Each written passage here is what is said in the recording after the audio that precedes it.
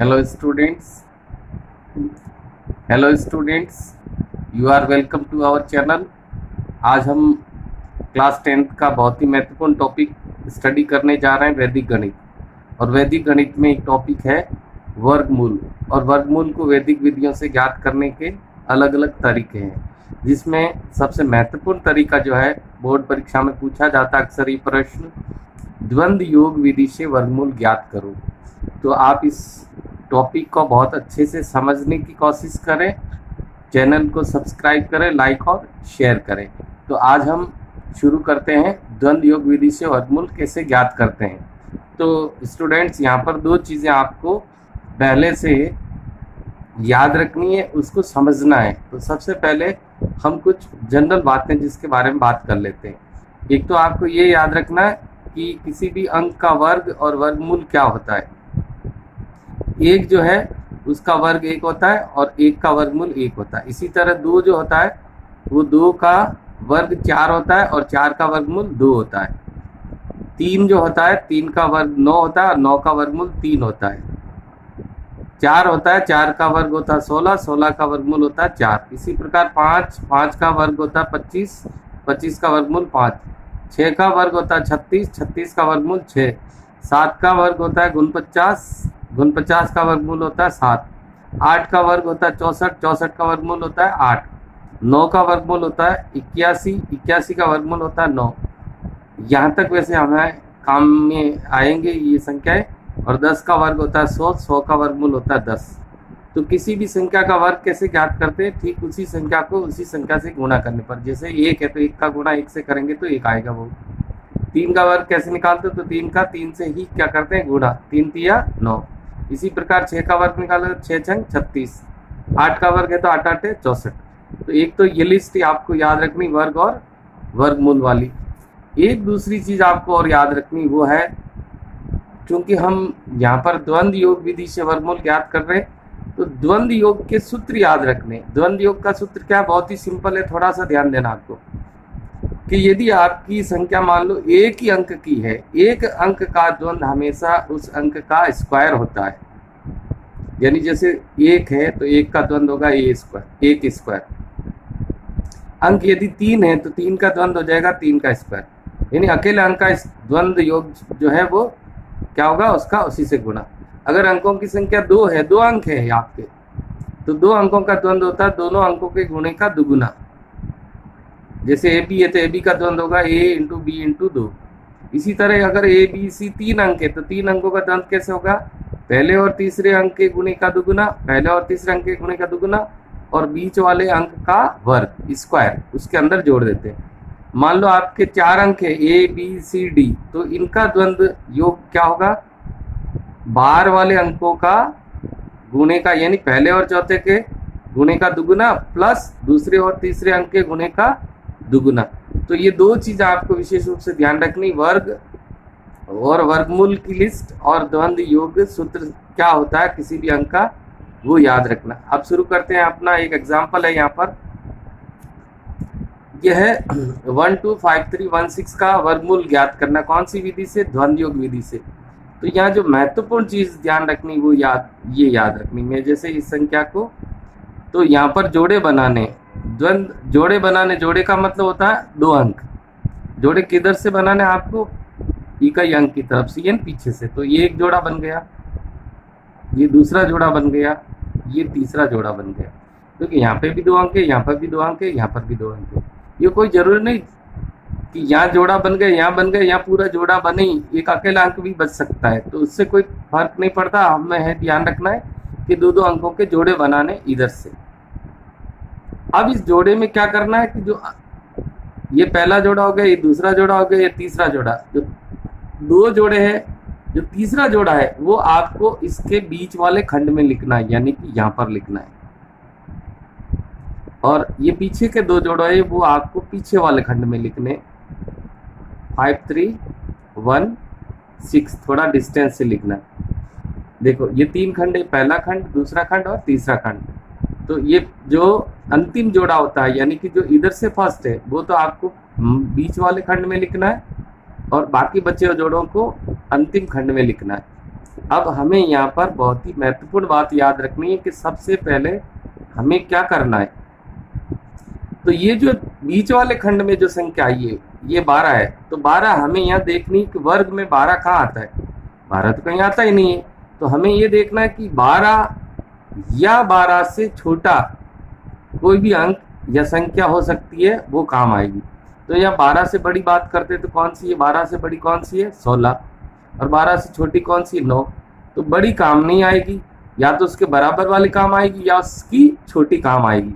तो छोटी यानी, तो सबसे पहला काम जो यहाँ पर करना है वो है 12 में से निकटतम संख्या का वर्ग माइनस करेंगे। निकटतम संख्या का वर्ग यानी 12 से निकटतम 9 है, तो 9 यानी कि 9 का जो मूल होता है 3 का वर्ग माइनस कर लेंगे। तो यहाँ पर हमें शेषफल क्या मिलता है वो देखना है। यानी 12 में से 3 का वर्ग 9 घटाते तो शेषफल कितना बचेगा, यानी कि यहाँ पर मैं फिर से लिख देता हूँ 12 माइनस 3 या 9, शेषफल कितना बच गया 3। अब देखो यहाँ दो बिंदु बहुत ही महत्वपूर्ण वही समझने आपको कि जो वर्ग आपने जिसका वर्ग माइनस किया वो वर्ग यहाँ लिख लाइन के नीचे, और जो शेष बचा है वो आपको इस लाइन के ऊपर लिखना है अगले अंक से पहले। तो याद रखोगे लाइन के ऊपर क्या लिखना है शेषफल, और लाइन के नीचे क्या लिखते हैं भागफल। तो अभी अपनी द्वंद्व योग विधि शुरू नहीं है, पहले आपको निकटतम जो भी संख्या है वो घटानी है वर्ग के रूप में, जो शेषफल बचता है वो ऊपर लिखना है, और कौन सी संख्या का वर्ग आपने घटाया वो यहाँ लिखना है। यहाँ पर दो चीज़ें याद रखनी है, एक तो पहला है भाजक। ये भाजक यानी भाग देने वाली संख्या, वो कैसे निकालते हैं, जो ये 3 है या कोई भी जो भी संख्या जिसका वर्ग आपने घटाया उसको 2 से इंटू कर देना, तो 6।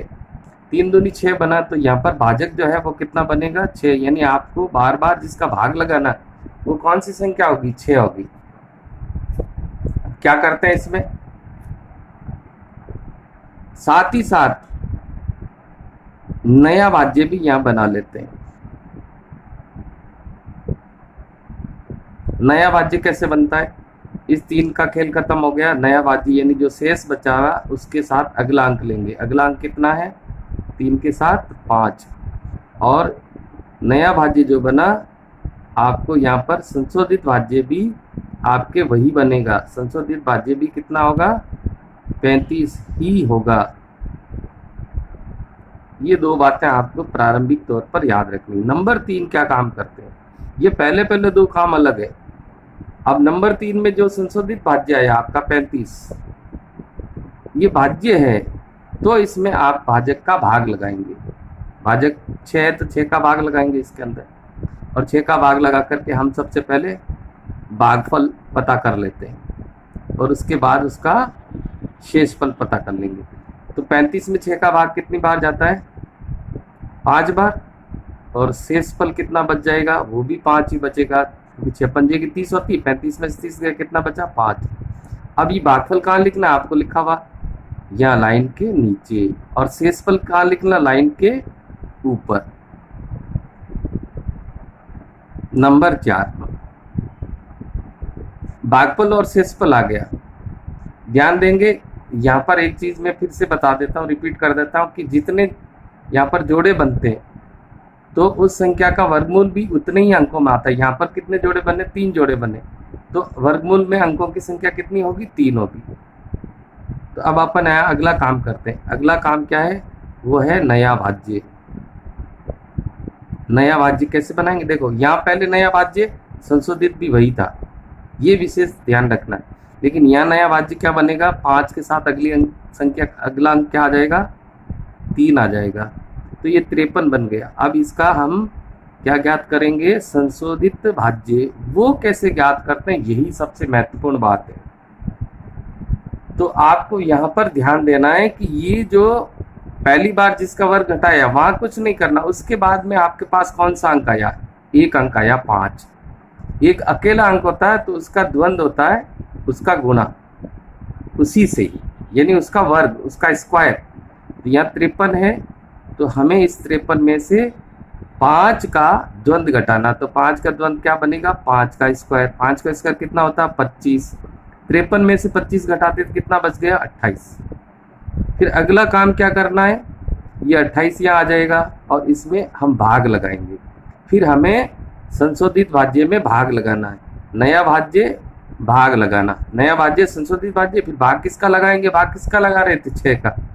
6 का भाग कितनी बार जाता है, भागफल कितना आएगा, 6 का भाग 6 चौक 24 और शेष कितना आएगा, वो भी कितना होगा, 4, क्योंकि 24 और 4 28 होते हैं। 28 में 6 का भाग कितनी बार, 4 बार, 4 छंग 24, 28 में 24 गया, शेष कितना बच गया, 4। तो ये भागफल कहाँ लिखना है, यहाँ नीचे, और शेषफल कहाँ लिखना है, वो ऊपर लिखना है। भागफल 4 आया और शेषफल भी 4 आया। इसी प्रकार पहले भी भागफल 5 था और शेषफल 5 था, भागफल नीचे लिखा, शेषफल ऊपर। भाग लगाने के बाद हमेशा नया काम करना है, नया भाज्य।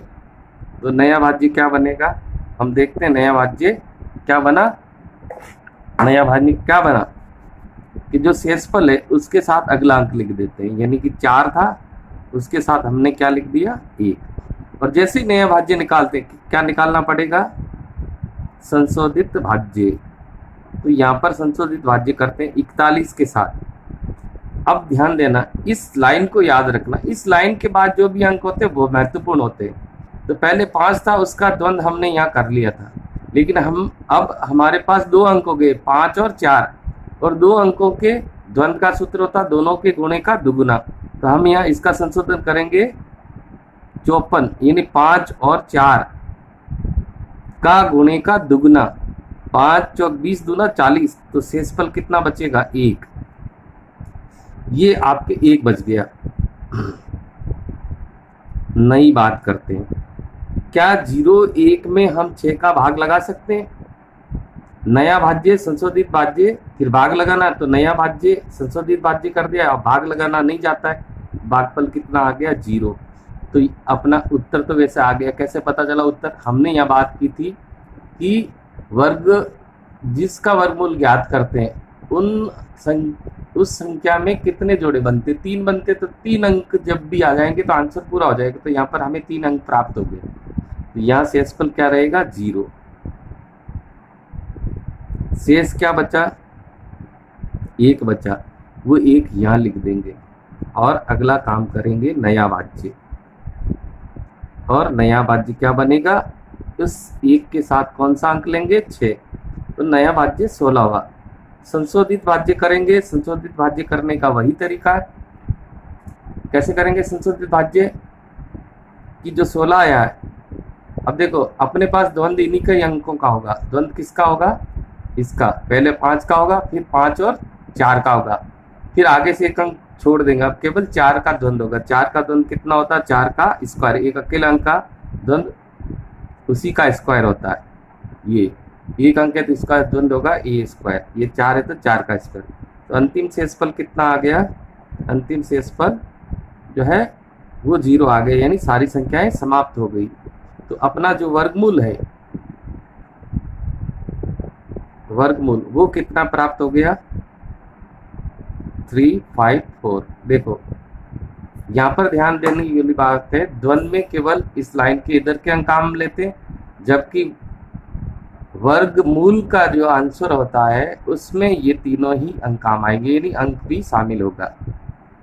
तो हम यहाँ पर एक और एग्जाम्पल देख सकते हैं, वो एग्जाम्पल आपको थोड़ा ध्यान से देखना, अगर इसमें कहीं कोई चूक हो गई तो कोई नहीं। तो यहाँ पर अपन जोड़ा बनाते हैं, ये एक जोड़ा बन गया है, दूसरा और एक तीसरा, इसको भी कौन सी विधि से करना है, द्वंद्व योग विधि से। तो यहाँ पर 3 खंड बना लेते हैं,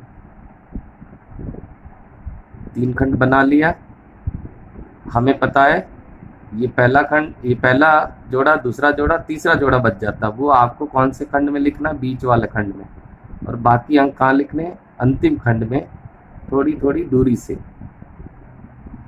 पहला काम क्या करना बताया था कि जो भी बीच वाला खंड है उसकी संख्या क्या, उसमें से निकटतम वर्ग संख्या माइनस करनी। तो 38 में से 38 के बराबर तो कोई है नहीं, 38 से बड़ी है और 38 से छोटी है, तो छोटी वाली काम आएगी, कौन सी, यानी इसमें से 6 का वर्ग घटाएंगे तो शेष कितना बच गया, 6 चंग 36, 38 में 36 गया 2। तो जिसका वर्ग घटाया वो यहाँ लिखना, और ये शेष कहाँ लिखना है, यहाँ पर लिखना है। यहाँ पर भाजक बना लेते हैं। भाजक क्या बनेगा, जिसका वर्ग घटाया आपने उसी संख्या का 2 से इंटू कर लेते हैं। तो कितनी बन गई, 12। यानी भाजक जो है वो 12 बनेगा। यानी भाग आपको जिस संख्या का लगाना वो किसका लगाओगे, 12 का लगाओगे।